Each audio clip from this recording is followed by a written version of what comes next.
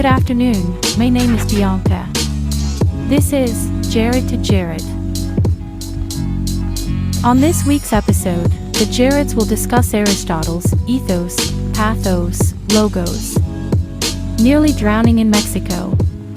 The Sacred Zen symbol, the Enso.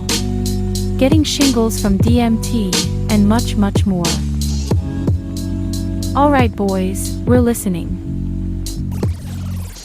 Oh yeah, that's a thing, man. Like I saw a video of Patti Smith. You know her? I think so. Musician or no? Yeah. Musician, rock musician. And she hold on, I gotta fix my mic. So she was saying how like in the early 70s or whatever, she just like showed up in New York City and just started like telling people she was an artist, even though she like wasn't really doing anything yet. Nice. You know? And Yeah. it just like carried its own weight and just like started to like Right. like you said, the ethos, it just like created a sense of like she like spoke the reality into existence. You know, if you just tell Right. people, yeah, this is who I am, this is what I do, they typically believe you and then build something around that, you know? Right. I've my parents were telling me about this documentary they saw on the real life instance of this girl who she like conned a bunch of like artists, like rich art collectors. And she showed up in New York and like she was a con artist. She was broke, had no money. And she like ordered like some fancy shit online that looked fancy but wasn't. And like would like called it Gucci and stuff like this and just rented a really nice car and like would show up to these parties, you know, and then eventually she got these people to like really give her like buka bucks. Like she made like tens of millions of dollars off of them because they thought she was like this art investor dealer lady, like, super rich, you know, and cool and like she essentially was, you know. Right. Yeah. They did that also with wine. There was a wine company that started bottling a bunch of shit wine and was selling it for mad expensive, saying that it was like 100-year-old wine from some sacred vineyard, you know. And it took some sommelier to be like, what the fuck? Like, this is not. And it turned out, it was like they're buying like $2 chuck at Trader Joe's and just repouring it into a different bottle with a different label. Bro, but for honestly, years, people didn't know. They're like, oh, this is so good. Like, right. And to be honest, at this point, I'm like, good for them. You know, it's like, good job, con artist. Like, right. Like, I'm kind of down, you know, because it's like the way I see it is like, we live in a system where it's like McDonald's makes like billions of dollars a year selling like fucking diabetes to people. So it's like, if that's how our system works, like that's winning in our system. It's kind of like, you know, like there's no rules left, you know. It's like totally. And I don't think that's a good thing, but you know, when I was younger, I'd watch like, you know, Catch Me If You Can or something, and I'd be like, oh man. right. And also just like, I hope they get this guy, like, you know, he's a criminal or whatever. And then now I'm like, like, fuck it, let's con these giant companies and like these terrible rich people who like, you know, spend blood money on freaking diamonds and stuff like that. You know, I'm rooting for the con man shit. When you you see the Robin Hood, you know. Exactly, because this is how it works. You know, in White Noise, there's in the book, now not in the movie, there's a scene where they talk about the most photographed barn in history. And then so the idea is there's this barn in like the middle of freaking Ohio or something. Someone puts a sign outside it that says most photographed barn in history, which then people, you know, tourists are driving by and they're like, oh shit, we gotta get a picture of that, you know, most photographed barn in history. And then it actually becomes the most photographed barn in history because someone just put the sign there. So it's all about like, you know, the postmodern empty signifier thing. But it's like, but that's what it like, Jared to Jared, even, dude, if we just go around being like, oh yeah, man, we've been doing this shit for years. Like, we're both like pretty successful. Like, you know, like people would be like, oh, cool, okay. You know? I think a lot of people do that with like job interviews. You know? Oh yeah. It's all about creating an aura. It's all about creating. And it's not so much ethos, I think, but pathos, maybe, where you're building like authority and your credibility, right? You're Right, building right. credibility as an author, and you're saying, Yeah. before I tell you all this shit about saving veterans, let me tell you about my time in Gestapo, in Iraq or whatever, when I hung Yeah. out, in a crazy battle or whatever, because you're building this, credibility, the pathos, I think it is. But yeah, Yeah. No, that's the ethos. Pathos is ethos, emotion. right, right. Yeah, You're yeah. building the That's ethos. And ethos. then Yeah, pathos would be look, these veterans, authority. Yeah, yeah, whatever, right. Yeah. Or there's one other story where this guy he goes into Times Square in New York City, just normal ass dude, just regular guy, and then he gets a couple of his buddies, like big dudes, to pretend they're his bodyguards, right?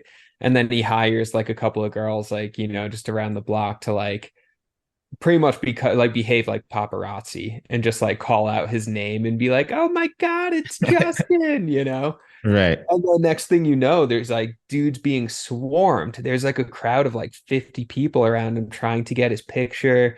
And then one of his other friends are like going up to people and they're like, "Who is this guy? Have you like seen any of his movies?" And people are like making shit up, pretending that they've seen his movies, even though Right, right. random guy. But Yeah, it's like just created this complete scene, yeah. and that's what it is. That's how social media influencers work. That's how just performance at any level works. It's crazy. Sure, sure. Jared I to Jared. Jared to Jared. We've been doing this for years. Best podcast ever made. Best podcast ever made. Joe Rogan loves it.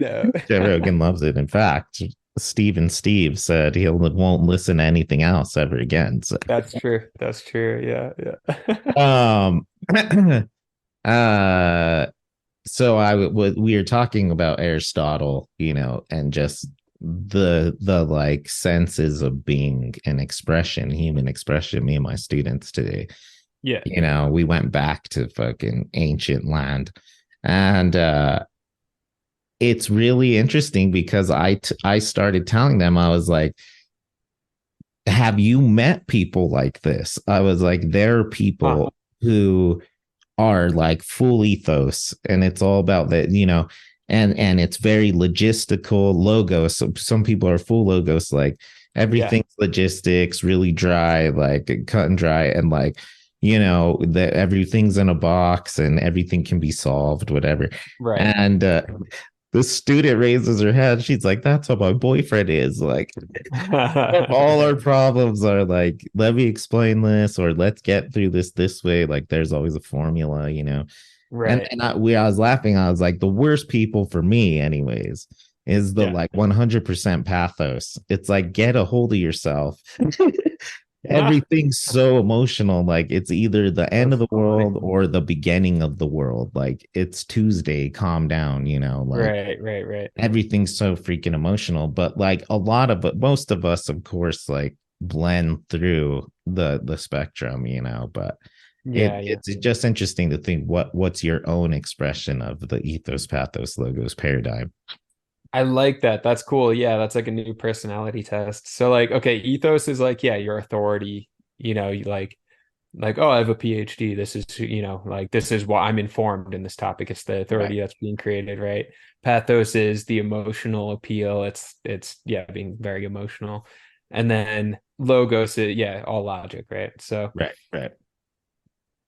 I don't know. In myself, I feel like it's kind of a balance. I mean, look, man, we're in Libra season. My birthday's tomorrow, Friday the 13th. I'm a Libra. Oh, let's go. Oh So, yeah. and Libra is all balance, balance, moderation. So I feel pretty balanced between the three. I feel like maybe my ethos, I'm trying to like step up my ethos game right now. But pathos, I mean, sometimes I get overwhelmed, I could get emotionally overwhelmed. But I also have like a good handle on logos. I think I'm able to like step back from a situation and be like, okay, this is. But then sometimes I could overanalyze too, and not just go with my feeling, which is also really important. Yeah. So, oh, that's an interesting thought. There is, how do we internalize these expressions? yeah. that then influence our behavior, our own internal dialogue. Is it more logistical? Is it super emotional within yourself? Or are you like really base your decisions off of experiences, Yeah. Yeah. and that ethos behind it, which what would that look like? I think it would just be like, listen, I've been here before. There's credibility behind saying I'm not going to be with this person anymore. Like we've tried Right. dating 3 times already. I need to move on. Right. Right. Would you say that's a logos decision or is that a ethos decision? Oh, interesting. Logos or pathos, you mean? Or logos or no, logos or ethos? Oh, Because pathos would be I'm going to stay with this person regardless. I love them so much. oh, I Like, I see. don't Huh. care if we've broken up 4 times, we're going to get back Right. together and it's going to work this time. Yeah. Well, I think it's all interconnected, right? And I think it's the levels at which it's happening, right? So using that one example, it's kind of like, or at least, or something I do when I'm trying to, I don't know, figure things out, make a decision, whatever. I'll like look at old journal entries and be like, have I been here before? And if so, did I learn the lesson? Because my kind of like general philosophy of life is that like, life is always like serving up lessons. And then that takes the form of cycles and patterns if you don't learn the lesson. So life is like, okay, here's the scenario. And then if you don't learn the lesson you needed to, a couple of years later, you're going to be hit with pretty much the same scenario. And that's actually your opportunity to kind of like learn the lesson, get past that obstacle. Right. And that's at least happened in my life. I mean, when I look at old journals, sometimes it's crazy, like the parallels where it's like, oh, I've been here before. Ah, And yeah. last time I made a really shitty decision. So let me or not shitty, but not the one that was most expressive of my, self-actualization or something like that. So it's Right. like okay, I responded with X to this same situation last time, so this time let me try and respond with Y, which I think is a mixture of logos, pathos, and I guess some ethos. Because logos, because it's looking at it logically, like okay, I did this last time, it didn't work, let me try something else out. But then there's pathos there because there's the feeling of like oh, I regret that didn't that Or didn't I don't want feel to be great. hurt again. Yeah. I don't want to be hurt, whatever. Whatever Yeah. it is. Yeah. Yeah. But so I think we're failing to really answer then what is an ethos based decision?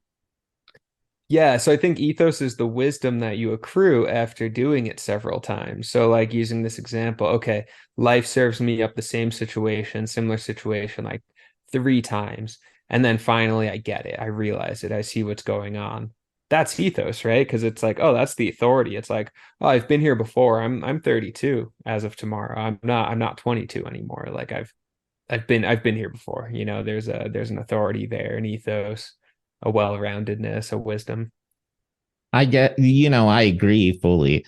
I Yeah. think that it's still a blend, an arguable blend, though. Oh yeah, definitely. Yeah. I think perhaps every internalization of the trifecta, the The triptych trifecta. there, would be a blend, essentially, right? Right, right. But I think that it's easily identifiable, like expressing ethos than internalizing ethos.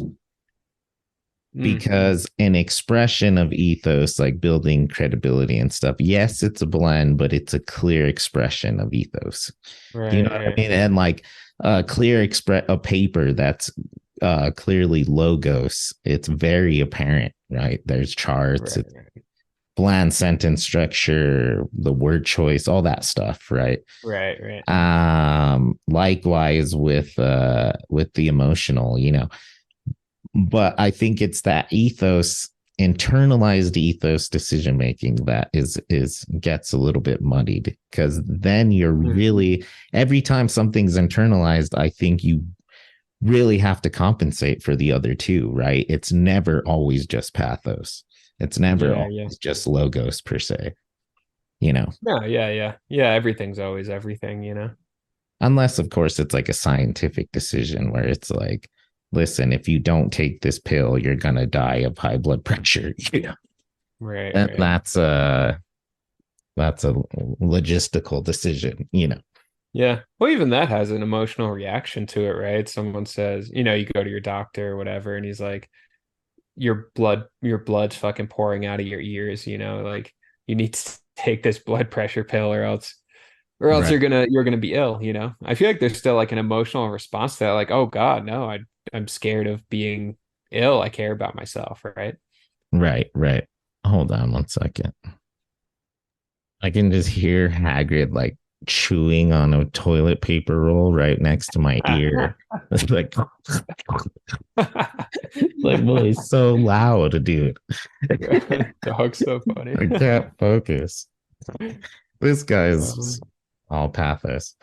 Um, uh, hey, well, here's a question because yeah, we mentioned yesterday on the phone maybe doing like a what'd you say, like a life stories episode or something. yeah, I yeah. feel I feel like this is kind of like we're kind of touching into that because it's like, okay, what's your Okay, ethos? nice, Who are nice. you? What's Yeah, what's yeah. your, what's your credibility? Like, why should anyone be listening to this? We're just two guys. Like, what's this about? What's going on? Right, Who are right. you? Who am I?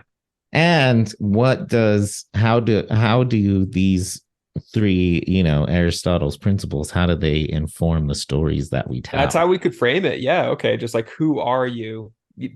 But And framing it with right, those terms. totally. Like, who were we in this moment? Like, do we have an example of a logos moment in our lives where we had to be like, listen, Cool. X Yeah. equals Y, Yeah. equals Z, you know, and we fucking made that decision, and these were the results for good or bad, right? Right, right. All right. Let's think about this for 1 minute. Let me put Haggard outside. Now he's whimpering.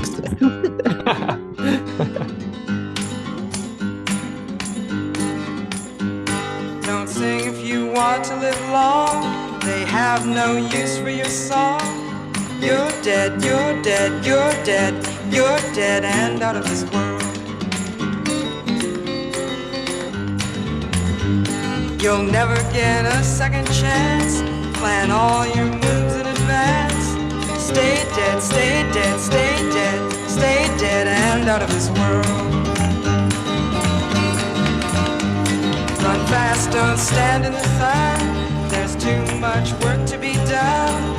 You're down, you're down, you're down, you're down and out of this world.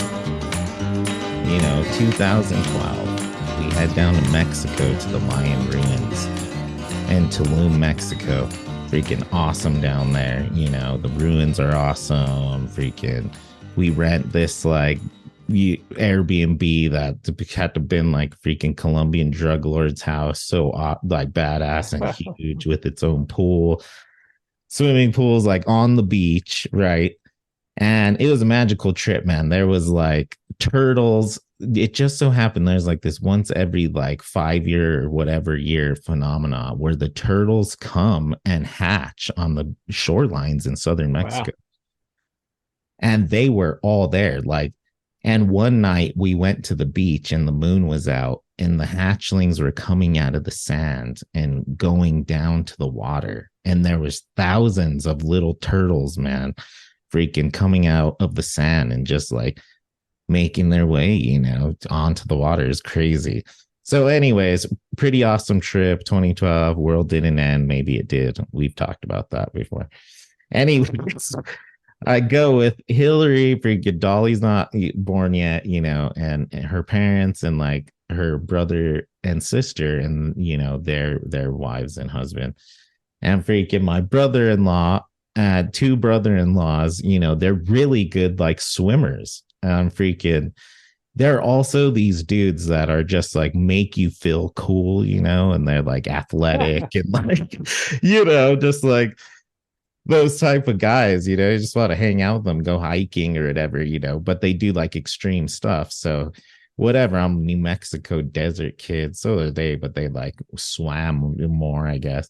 And freaking, So we go to the ocean one day and just to chill and to go see the reef, the coral reef. And they're like, the reef is far, like the tour guide in Spanish, he tells us, like, don't go out there if you can't swim well, because it's far. It's like, it's when I finally got there, like the shoreline, and you could barely see it. It's a far swim. So, anyways, so first we're swimming all together as a family. I almost swim into a freaking boat propeller. Freaking Hillary stops me. I didn't even realize I was just like zoning out on Victoria's all happy, like swimming. She stops me, boom, face this close from a boat propeller. It wasn't on, of course, thank God. But still, though, I could have like scratched my head up. Anyways, so we go back to the beach. Like a manatee. Yeah. So we go back to the beach and we're all like having some beers and like having a good time. And the boys are like, let's go to the reef. Like, come on, let's go. And I was like, fuck yeah, let's go. So I go with them and we're all in our snorkels and we go. And I'm telling you, man, it's like magical. It's some freaking like the underwater world song was playing from Mario Brothers, and the turtles, the moms and the parents were swimming right there, and they were swimming with you, and they're huge, size of a table, and they're like doing spins and stuff. So anyways, I'm having a good time. Next thing you know, the boys are pretty far out. They've left me, so I'm halfway there. I'm starting to panic, man, get exhausted. Like, it's farther than I ever expected.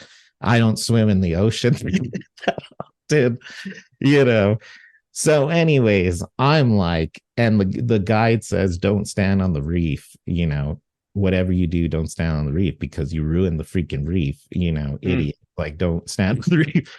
So I'm swimming, man. And like, I literally think I'm like moments away from just giving up. Like, so exhausted and tired, I can't settle my heart rate, trying to float, whatever, trying to just swim it out and get to the reef. So I finally somehow make it to the reef, and the only logistical decision I could make, or emotional perhaps, Pathos, was to fucking stand on. I had to stand up, like I was gonna drown.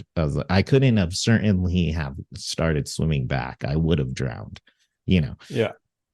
So I stand on the reef, and this freaking electric blue snake comes out of the reef and swims like around where my foot was. It was magical. I was like, holy shit, that was crazy. Like, wow. And freaking, but just like gaining my breath, and like finally I got the courage to swim back. Swam back, and like I was so exhausted that I was like reaching my toes for the sand. And when I finally touched the sand from the water, like right here, I just like tippy toed and walked out of the water because I couldn't swim any further, Got to the sand beach, just fucking passed out on the sand, like laid down. Like, oh God.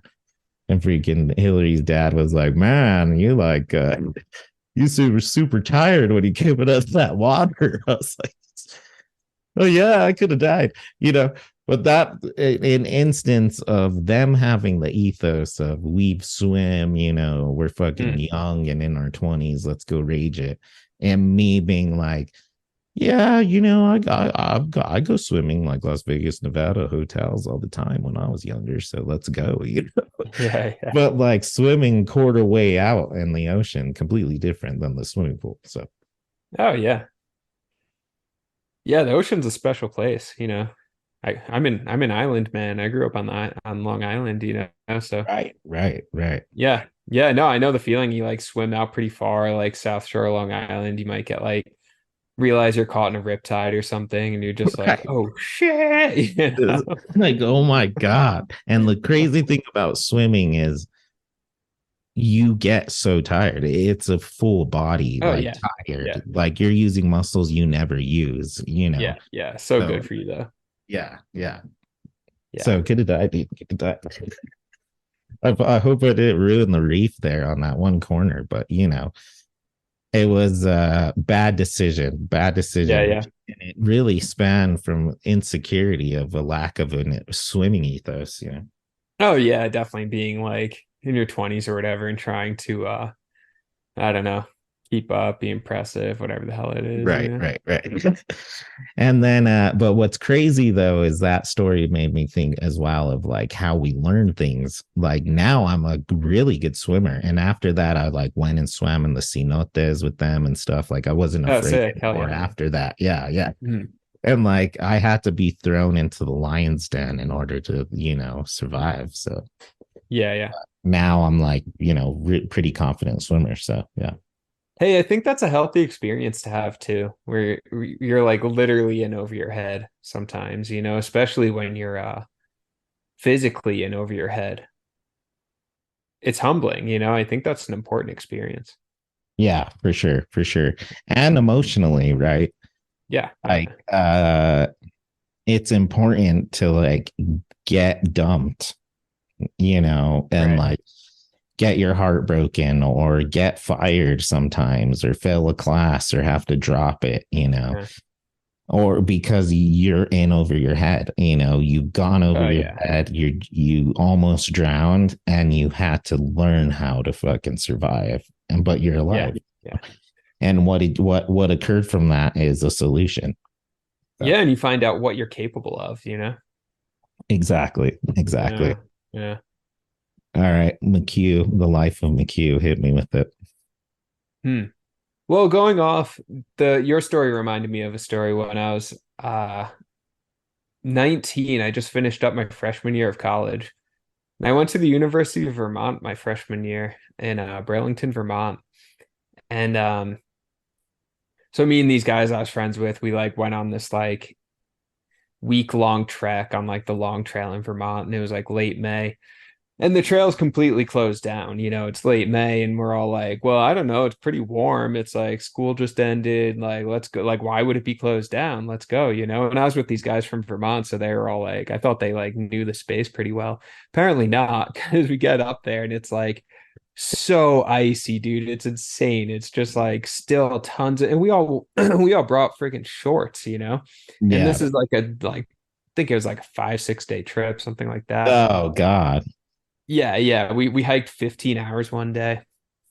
And I remember going out, or 15 miles one day. I remember going out. My friend's dad was like, I was wearing this like pair of like running shoes, and he was like, you're not gonna make it. I was like, what do you mean? He was like, you're not gonna make it. Fucking Right. Nikes, bro. Like, so he gives me these like big heavy rain boots, which actually ended up really helping because we're just like, we're walking in the snow is like sort of like half ice, half snow. So you'd be like kind of walking on top and then hit like a loose part and your feet just drop in and you're Oh like, yeah. Oh yeah. Yeah. So these rain boots are great, but they also just didn't really fit my feet because it was like my friend's dad's. So like by the end, like day 6 or whatever, we get back to the road and I'm walking barefoot, man. Like I take these boots off, I have these like fat blisters all over Oh my feet. I'm God. just like walking barefoot down the street, and we're all like looking pretty disheveled. And and it was good though. It was definitely one of those like kind of sink or swim moments because especially like we got in deep enough in the woods where it was just like, oh fuck, we're pretty lost, but we're not gonna like go back out the way we came. It's like because we're already kind of halfway through. Right. Right. But my one buddy who got it the worst, he wanted to do DMT. He was a big stoner tripper kind of guy. So, and he's really short. There's like really short little dude.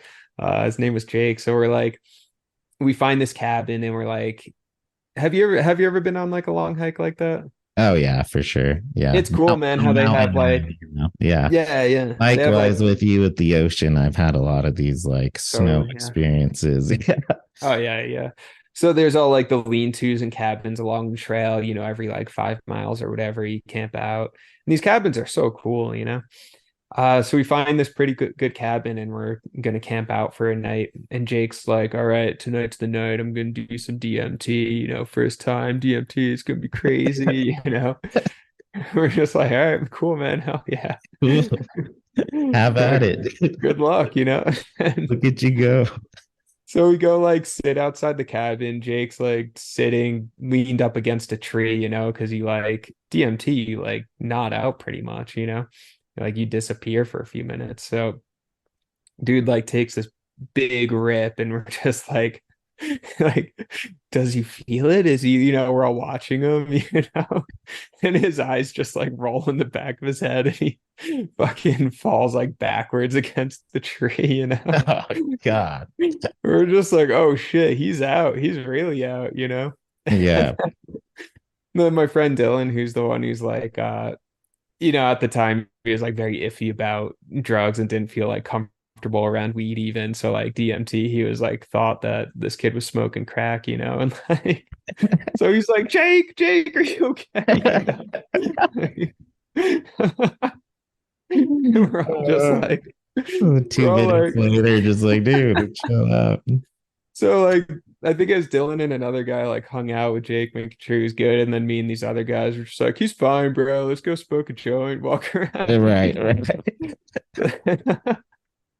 So we have fun, we make some food. Jake's fine, I mean, he's looking pretty out of it the rest of the night. Like very Sure. we're just Have like, what? you ever done DMT? Not really, no. Me And neither. he's just I'm like, wondering if it lingers. yeah, I don't know, but he's like, Apparently, Jake. yeah, I mean, he looked like pretty just like a little bit wasted for the rest of the night, just like, and was trying to like, talk about it. And he's just like, I don't know, man. It's just, there's a lot out there, there's a lot out there. Oh So my then, God, dude. so I get this the next morning, Jake wakes up, right? And he's like, he's got freaking shingles all over his body. Like like chicken pox, like shingles is like chicken pox, That's right? terrible. Yeah. Yeah, so he's got all these like boils and blisters like all over his torso, and we're Holy just like, what crap. the fuck happened, bro? And he's like, I don't know, but it hurts pretty bad. Let's talk about being in over your head. Oh So shit. at this point in the trail where, we look at the map and like no phones and shit, we're in it. And this is 2011. I mean, I guess everyone had, their first iPhones at that point or whatever, but I think we all like, made a decision like, leave the phones behind or whatever, had some old maps or something. And so turns out we're actually like just 2 miles away from a road. Not a busy road, but a road, like a dirt road, Vermont. So so Jake's like, I think I need to like go to the road and just like figure something out. And we're like, what do you mean? He's like, I don't know. I'll just go find the road and hitchhike back into town and go to the doctors. He was done, huh? And looking at this, like, I don't know, we're all like 19. I don't know how the decision was made, but Jake just like by himself, like totally by no one was like, Did oh he man, go? I'm friends. Like, yeah, he left, and He like, left. Oh shit. yeah, Never heard from him again. That's I'm crazy. assuming at least one guy was like, hey, I'll go with you. And he was like, no, I'm okay. Like, it's okay. I'll get to the road. And like, he was from Vermont, so like knew the area pretty well. And he was like, it's cool. Like, and this is 12 years ago. Like hitchhiking in Vermont 12 years ago was like actually relatively normal. I don't know if it's like still normal, but Right. but even 10 years ago, like no one's hitchhiked since fucking 1981 or something, but in Vermont it was like pretty normalized. So Okay. We'll so give you so that. Jake was like, it was like seemed like a reliable situation. So he puts on his pack and he's just like, oh God, this hurts so bad, and he's like, and I just remember like me and the like 3, 4 other guys were just like walking in one direction on the trail, and I look over my shoulder and Jake's like slouched over, just like going the other direction by himself. And with every step, he's just like, ow, ow. Ah, the So last time you ever saw him. no, so it worked out. We saw him again, and then he gets out, he makes it home and everything. And then I think I spoke to him like a week later, and he's like, that's actually the worst pain I've ever been in my entire life. Like walking with this Yeah. big hiking pack, just like scraping against his fucking shingle. Oh my God. None of you were like, we'll take your Crazy. pack at least, dude. Like, Yeah. Oh that's man. fine. When you're a teenager, you don't think about it. No. Bro, and then actually the next think the next time I saw him was I'm not gonna tell this whole story. It's in one of the bonus episodes, so just go, Yeah. listeners, go listen to the bonus episode. Uh Patreon. yeah, the it's like the podcast episode or something. But anyway, next time I saw him, Jake, he had um he bought a motorcycle and just like motorcycled out to California from Vermont to go live in San Francisco for a while. Like I said, just like tripper, stoner, hippie dude, kind of a Yeah. weird Yeah. guy, did his whole thing. And then when I was in Santa Cruz and kind of got into a fight with that guy, like Jake was actually the dude who was with me that night. Oh, And then I really? never, yeah, he was with me. And then I never saw him again. Have not seen him since. Really? I've not, Wow. yeah. So, I don't know where he So is. he wasn't the guy you got into a fight with, but he was there. No, he was there. He was a friend. Yeah, because he was living in San Francisco. So I got into like kind of I guess, a fight with this guy in Santa Cruz, and then this is years ago, and then Jake, he came down on his motorcycle and we were camped out, hanging out for the night, and then yeah, because I remember short version of the story when the dude pushed me over and I like hit my head on the fucking concrete. Right, I, right. I remember waking up and Jake was like, "What the fuck, man?" Like, Oh it's shit. crazy. Man. Added layers Oh, to that story. Damn, yeah, I like bro. Never that. I saw him like that. again. So, Never Jake, I saw hope you're him. well wherever you are. Dude, maybe he got taken out by the steak guy. Ah, man, so crazy. That dude, every time I heard that conversation, that story, that literally sounded like an encounter with a serial killer. That was like Ted Bundy. Well, not Ted Bundy, but a a disturbed person, I guess. I mean, I say that compassionately. I don't think he was well, go listen to the to the bonus episode. I don't I'll say know. that to the victims' families. But that's one of the crazy things that we've discussed a lot is like the making of a monster. And there's the Right. Cortezes out there that are like Yeah. clearly disturbed individuals. Like me and Savannah watched a show called Blackbird the other day, and Yeah. it's about this guy who like makes a lot of money, whatever, selling cocaine, just like kind of like a bro dude, gets popped by the cops, and they like give him like make an example out of you 10-year sentence, and he's like freaking out, young dude, and they're like, it's based on a true story. They're like, we'll Yeah. let you out of jail if you go to maximum security and get a confession out of this guy we think killed like 14 women. Whoa. Yeah. And he has to like become friends with them. They're like, we think he has like an older brother, and we want you to act like his cooler older brother and like never judge him. And it's crazy. Wow. Oh yeah, I don't believe it. Rag her, and then I'd hit her, and I'd rag her, and hit her, and rag her. She's like, Jesus. dude, it's fucking crazy. But there's a lot of these people that you meet, and it's disturbing, especially like in academia, man. Given Yeah. the current climate of American like society, Yeah. because there was like a big issue recently at the college about like some student that was like writing like extremely like scary and like inappropriate things and like creative writing and stuff, and like Yeah. it was a big problem. It's just like, but you never know though, Oh he could yeah. have just been fine and like a Bukowski, but also Sure. Yeah. Yeah, I yeah mean that's the thing, man. Like having worked in I guess several jobs where you're working with the public essentially, whether it's as a college teacher, high school teacher, whatever, you're coming in contact with like a lot of people that you normally wouldn't come in contact with. Especially in high school with like kids' parents and shit, where every so often a lot of the parents were like cool, really good people and stuff, just like cared about their kids, showed up to meetings, whatever. And then there are other people, you meet them and you're just like, damn, you guys are pretty weird. right. It's just like, whoa. Yeah. Like, and not in like oh, it's just she's just goth or something, or like he's just like a low tech. It's like frightening. Why would Yeah, you yeah, say yeah, that? yeah. Like, stop Right, looking at yeah. that student like that. Like, it's Totally, man. Or like even worse, weird, you know, some teachers I've come or in teachers, contact yeah, with, like, oh predators. my God, dude, we had this one dude. This one guy was such a man, he was a drag. He was the worst. I Uh, actually um had some girls tell me that he kept staring, 14-year-old girls, that he kept staring at them and had to right. go report the guy. Oh my God, dude, such a crazy Ugh, situation. He told me that he had killed someone before. Like weird dude, jeez. man. Like just like while we're Weird. chat, making small talk or whatever, he was pretty new Right, to the right. school. Um, there was this bar I would go to, the gin spot across from the high school there. Yeah. The gin spot across from the high school. And,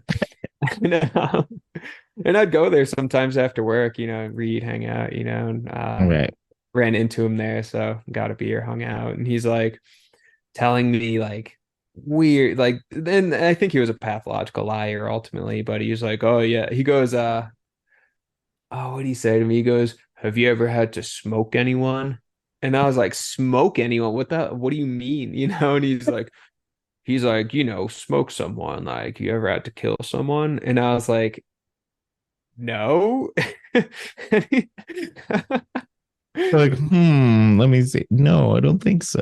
Yeah. And then he was like, I envy you. It's not an easy thing to do. I was like, what the fuck, bro? And You he envy made up me. these ridiculous ass stories, like totally fake stories where he like Right, had to, right. self-defense, or like one, he was like the hero figure where he like saved this woman, but like weird dude, man, like really, really, really out there, like lived in Yeah. this fucking pathological world and stuff. And like this guy was just like a high school teacher. And like, we did what we had to do. It's like, dude got reported by like fucking 8 different people, and then the school let him Right. go. So it's like the system worked, and so far as we were able to get rid of him. But like, it was Ultimately. still just yeah, I mean, he shouldn't have been there in the first place, but Right. but if someone doesn't have like a the hell, Ezra never barks. Um, Oh, weird. yeah, that's weird. Hold on, let me make sure Ezra's okay. Ted Bundy's not here. Gattaca. Yep. Yeah, Ezra's good. Oh, good, good. Dogs are fucking, it must be the moon is in retrograde for the canines. Yeah, yeah, yeah. But yeah, man, just the extremes of human experience. I find it so fascinating because you do get your, creeps who become high school teachers, Ted Bundy's, whatever. But you also get your, Right. people who are serious, like Oh, like yeah. heroes, like the level of compassion and actions that people take to help others completely selflessly, a lot of really Right. beautiful things that go on too.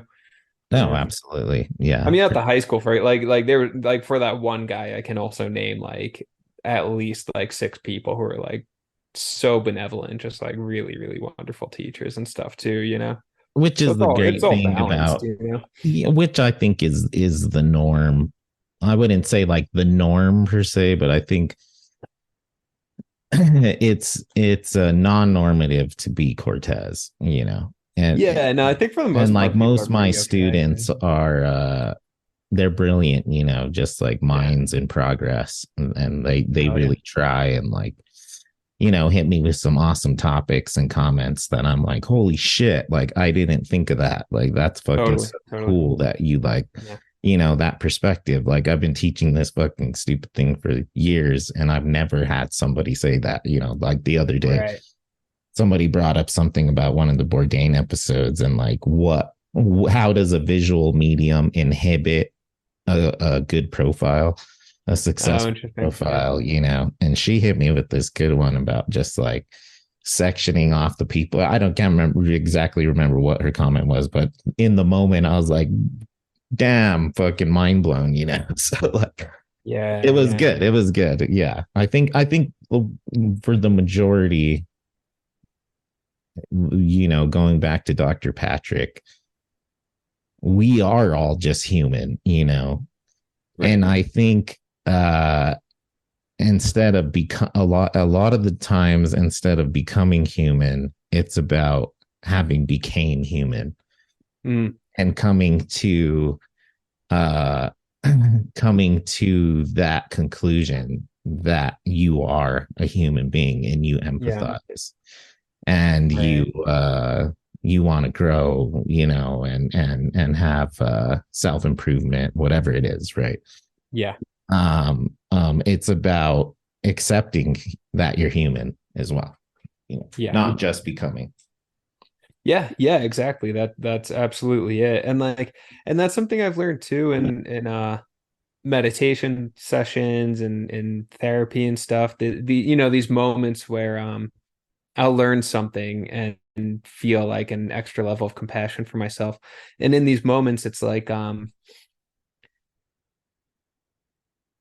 I get fixated sometimes on growth, like where am I going? Where am I going? How am I growing? Am I improving at this thing I care about? All of that. So then I've had these moments, again, meditation, therapy, whatever, where it's just like, oh no, just where I am is okay. That it's a work in progress, and I'm already there, I'm already there.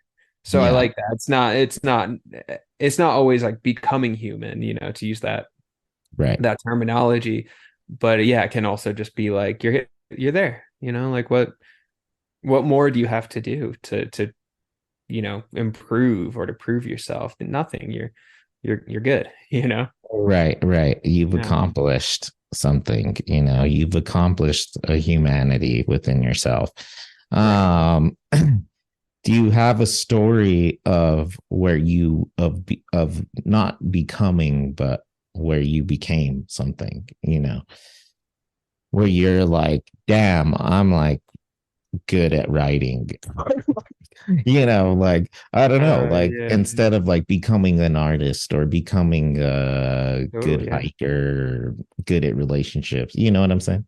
Sure, sure. Yeah, yeah. A moment where when you arrived. I love Arrival. that. I love Yeah, that yeah. framing. Yeah, that's a great question. Huh. I don't I don't know if any like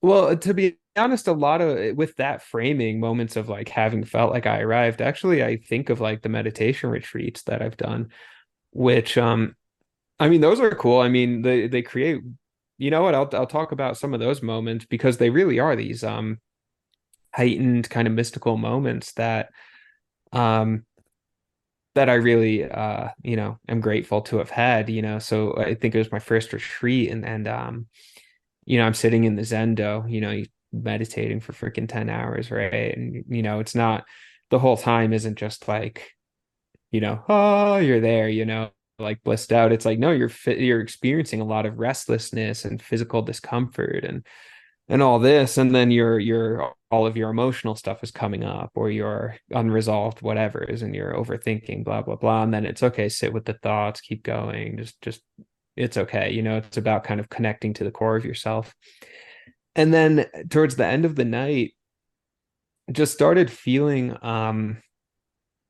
heightened. I don't know if there's any way I can say it other than that, but started feeling very light in my body, just light, and at that point, everyone else leaves the Zendo. They go to sleep. I was feeling like I wanted to stay there a bit longer, so I did. So now it's just me in the Zendo, by myself, and the lights are very dim. And across from me, across the room from me, is this piece of calligraphy. It's really beautiful. Where it's called the Enso, the Zen Enso. It's just like the circle, like the calligraphy circle. People use it for logos and shit now, so I'm sure you've seen it around. It's all like black ink and just like a circle. Yeah, yeah. Yeah, yeah.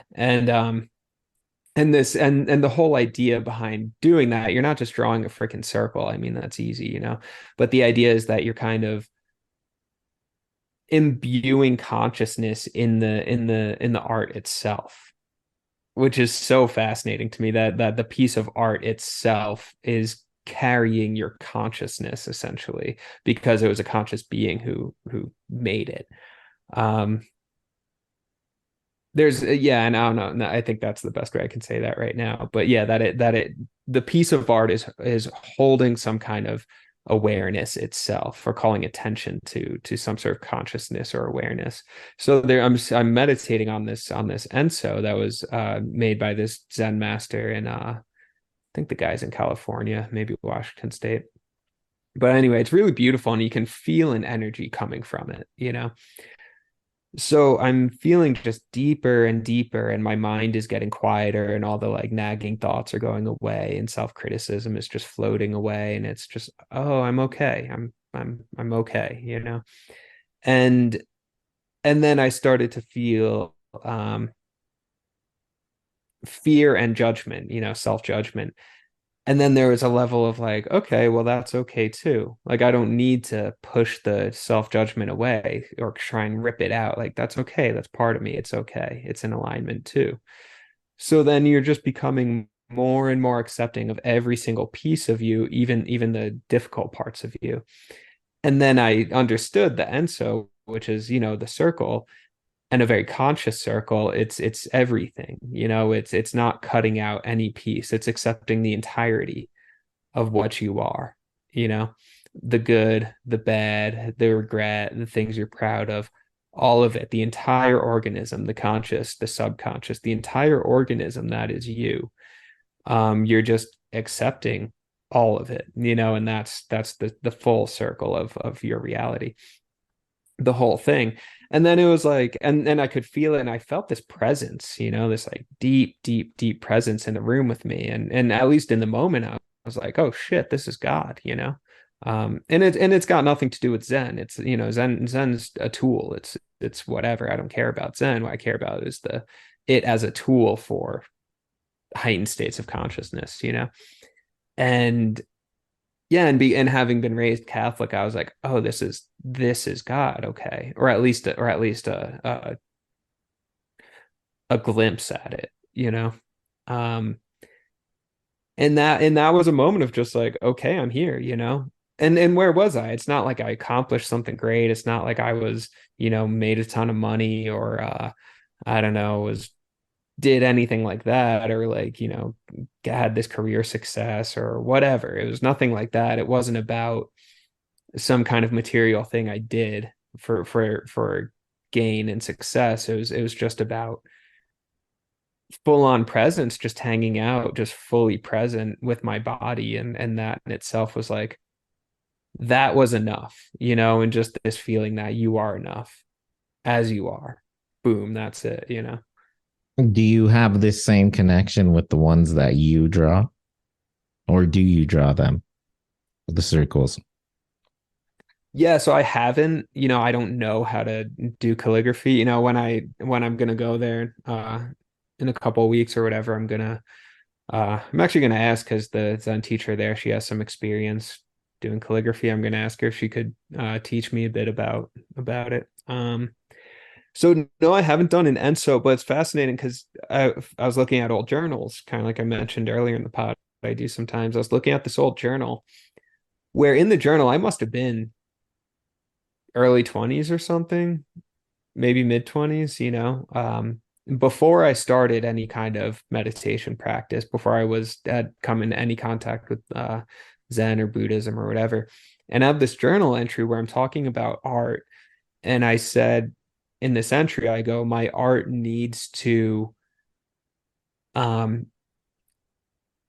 needs to convey awareness. It needs to come from a place of deep consciousness. Um, it needs to come from that place, and then also become a vehicle for that place. And I write in this journal entry, everything I make, I want it to express something conscious and alive, you know. It's not a dead object, you know.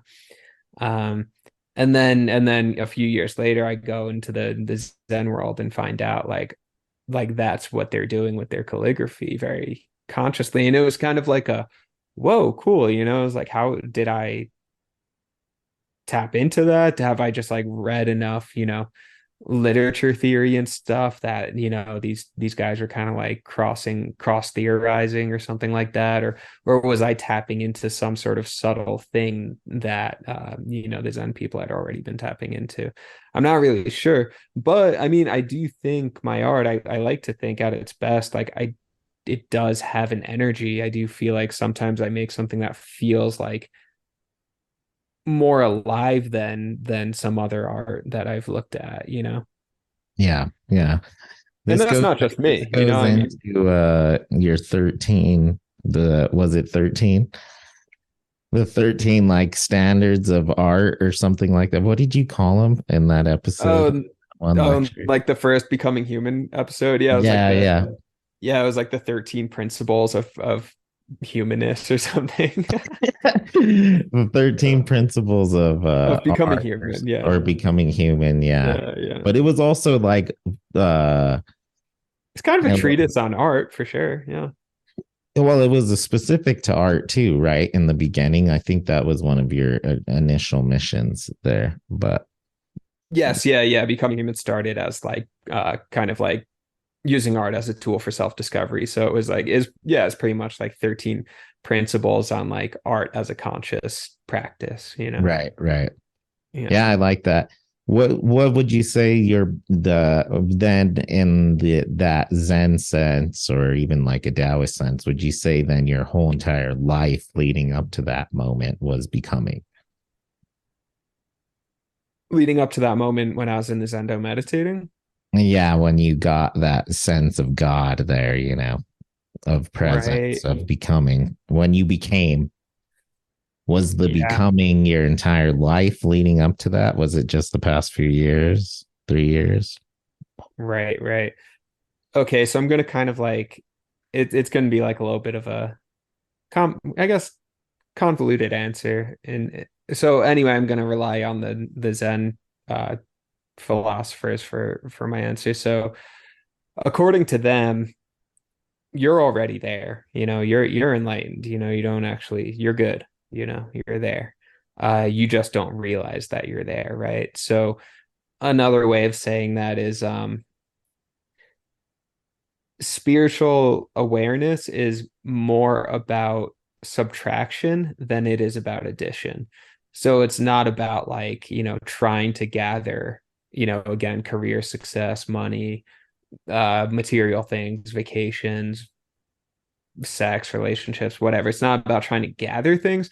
It's actually about letting go, letting go, letting go. And then you find out that uh, your core, your true nature, whatever is you're good, you're already there. There's actually nothing you can possibly add because you're already a child of the universe, so to speak. There's nothing you can do that's going to make, you know, uh, Gaia, Mother Goddess or something like you more.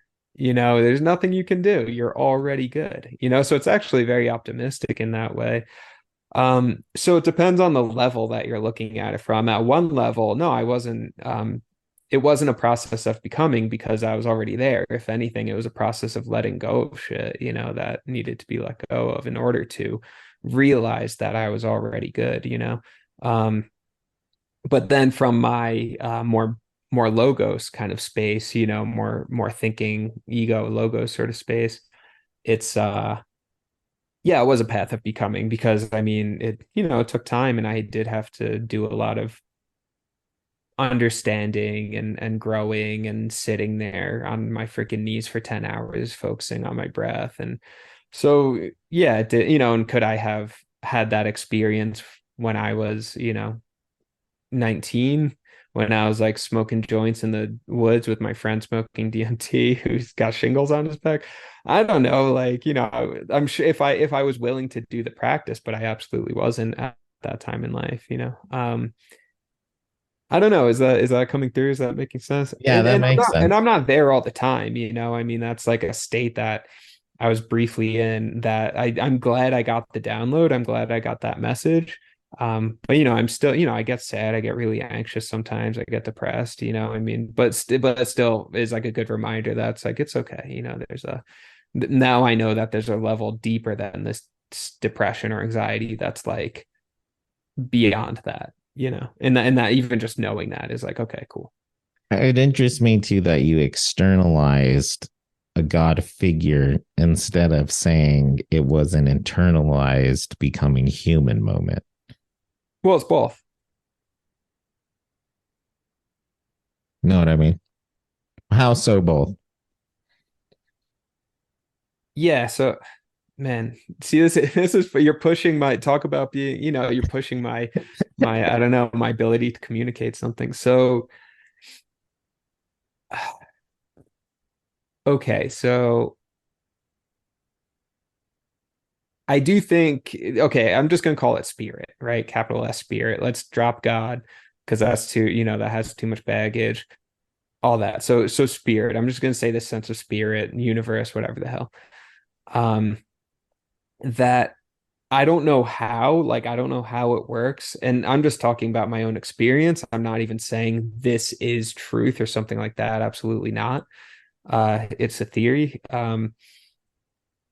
I think that the boundaries at that level between internal and external dissolve, and then spirit, God, whatever, is at once inside you and outside you. It's almost like a fourth dimensional box, right? A tesseract, like a think of a tesseract is like an object that's both inner and outer at the same time.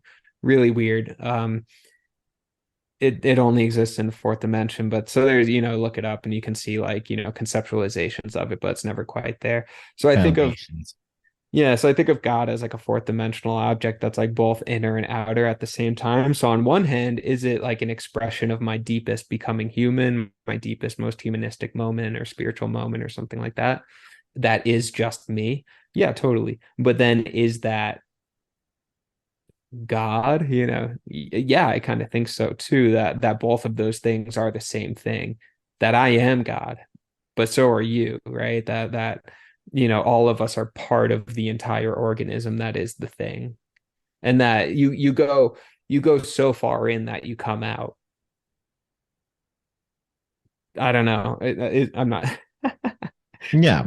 I don't I know. What do mean, you this think? Is goes that coming into a through? lot of philosophies that, Sure. Yeah. it even goes into modernist American literature of existentialism, where Yeah. you're essentially the God, we're all gods of our own realities. Right. And a lot of like early Christian mysticism was about that too, only Yeah, finding, totally. Yeah. you know. Right. Yeah, definitely. And like to be honest, I even feel like a little bit shy talking about it, to be honest. I mean, it sounds cool and it's interesting and I love this stuff, but there's also, I mean, that was a deeply, deeply, deeply intimate moment, and I don't think I've actually told anyone about it. Yeah, So yeah. now welcome listeners, Hey man, you know. if if vulnerability is what you seek, Jared to Jared. Oh yeah, man. The trailer's so good. Um, yeah, that's a good moment there. That's a good moment, especially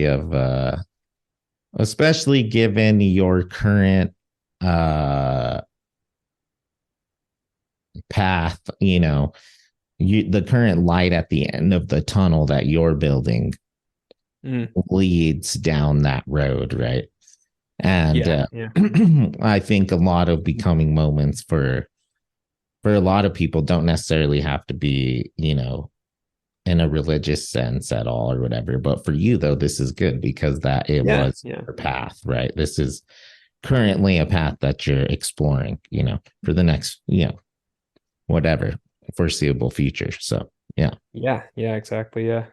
Yeah, which is cool. And it's all different, it's all different experiences, and that's what I love about it too, right? I mean, there's another way, or even there's other parts of myself that for whatever reason, I chose to respond with that one, but I could have also responded with, I don't know, first love or story, something like Oh, that, where you sure, just sure. feel Yeah, so right, connected and right.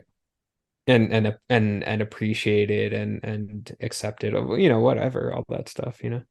Sure. I'm wondering what that sense of feeling is about that religions can give you, though, because I had a few moments like that I now look at later, and I'm not, trying Mm, to discredit your story by any means, sure, but sure. Yeah. my own moments of like, man, I'm so close to like Jehovah right now, as a Mm, Jehovah's Witness when I was younger and thought, got baptized like 16 and like, yeah.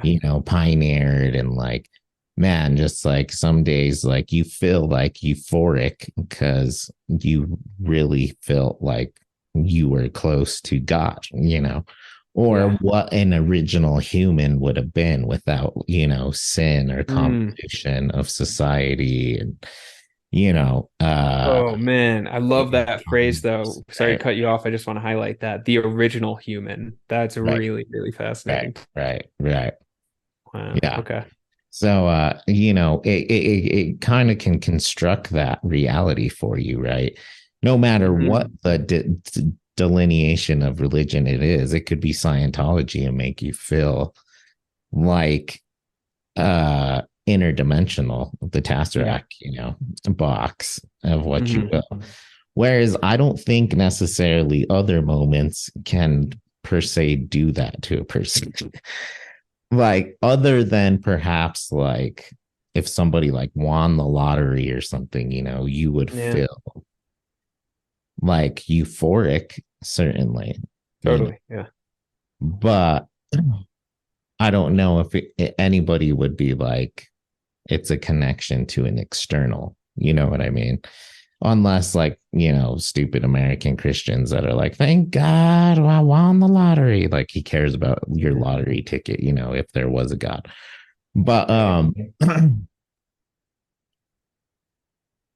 do you think that it's just the religious space that can manifest a feeling Yeah. like in a human being? Are you asking if it was a illusion or hallucination? No, just well, the feeling was real, right? Yeah. Yeah. Which would But be a valid question, the sense of was the that an illusion? feeling, the sense of the feeling, though, Yeah. those feelings which I've felt as well, Yeah, sure. getting baptized, whatever, in the Christian religion back in the day, do you Totally. think you can only feel that way through an organized religious entity or spiritual, quote unquote, religious entity?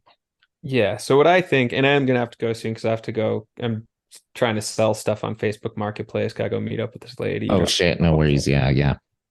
So a few more minutes. But anyway, so I think people very often get the form and the content mixed up. They find a tool because it's all tools. They find a tool that works and then they get addicted to the tool. Right. Right. So I said before, Zen, it's a tool. And one of the reasons I appreciate Zen is because, at least in my experience of it, the people I've come in contact with, even the freaking Zen master people, they'll be the first ones to tell you if they're a good teacher. Um, like it's like who the fuck cares about Zen? It's not about Zen. It's Zen is a tool that's going to get you there, and then at some point you got to let go of Zen too, because if you don't, then it just becomes an institution that you're using to reify your own ego and that sort of thing, which is like, that feels good to me when they admit that. Sure. Um, But but anyway, all that like set aside, yeah, religious, whatever, the toxic side of organized religion.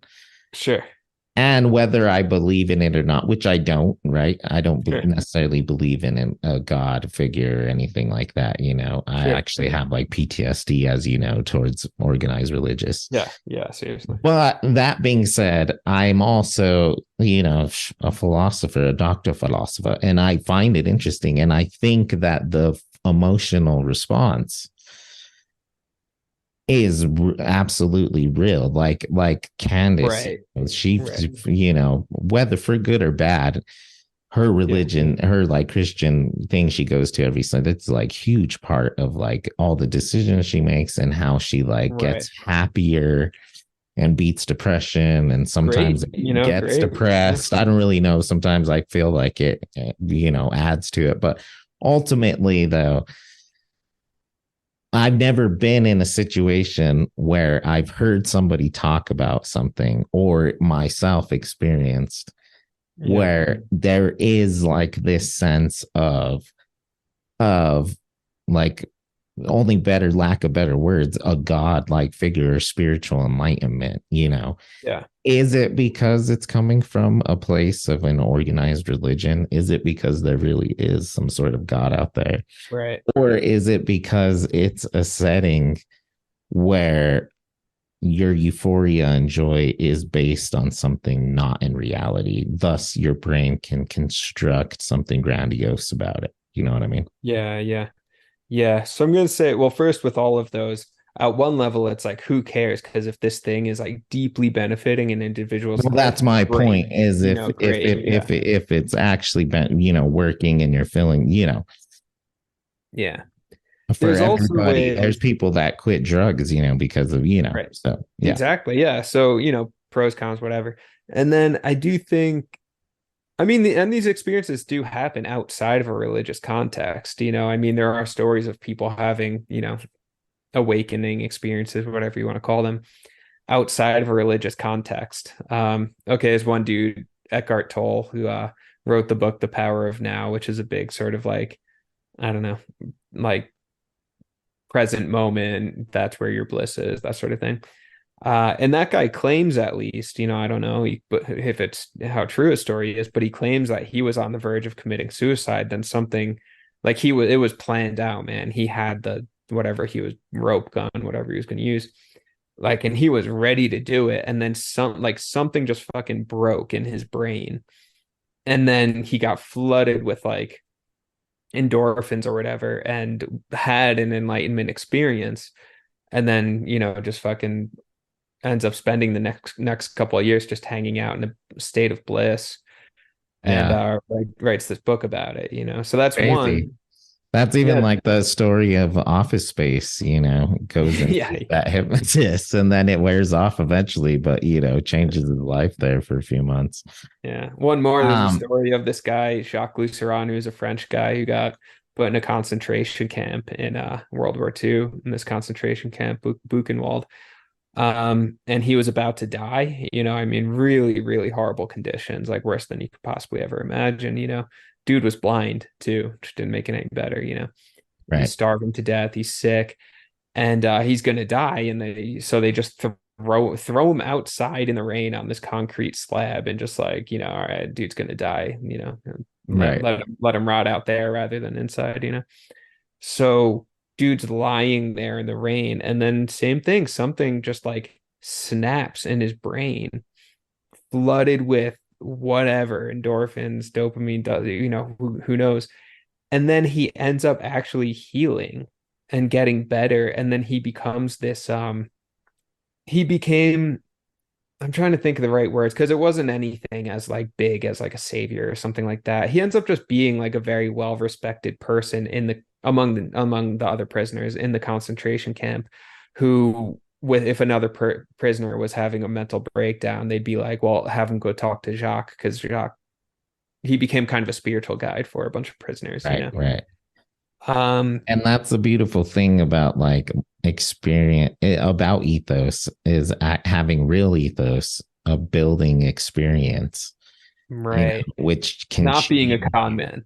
Not being a con man, which can change you into this person that you're talking about, Right. And yeah. By the way, thanks for sharing that story though. That's a good story, And Yeah. Thanks for listening. yeah, for sure. And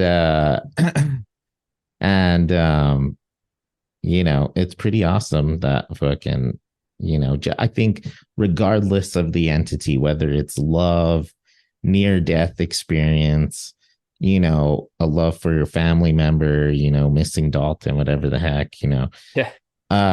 or mushrooms with Hagrid in the mountains or something like that, Yeah. I think Hagrid loves mushrooms. oh yeah, returning to the original human, right, is Yes. really like you can tap into it's the original human simulator that we're ultimately trying to find, I think all of us. So I love that. That.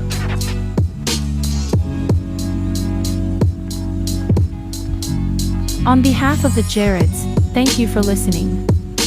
Follow and rate the show so you never miss an episode. The boys will be back next week, and always remember, what you think, you become. What you feel, you attract. What you imagine, you create. Enjoy the eclipse. See you next time.